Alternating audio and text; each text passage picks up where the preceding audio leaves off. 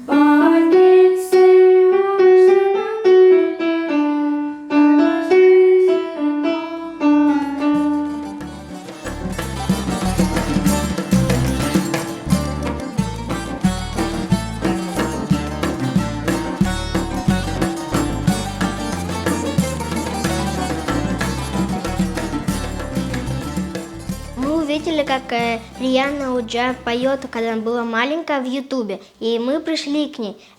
Хотим научить петь татарские песни, народные песни.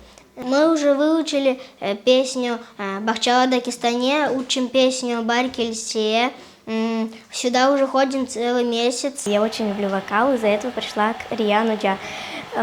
Желаю ей дальнейшего процветания и побольше талантливых детей. Мне очень нравится сюда ходить, и наши занятия проходят очень весело, и Риана Уджа очень добрая. И я бы хотела очень сильно выучить крымско-татарские песни.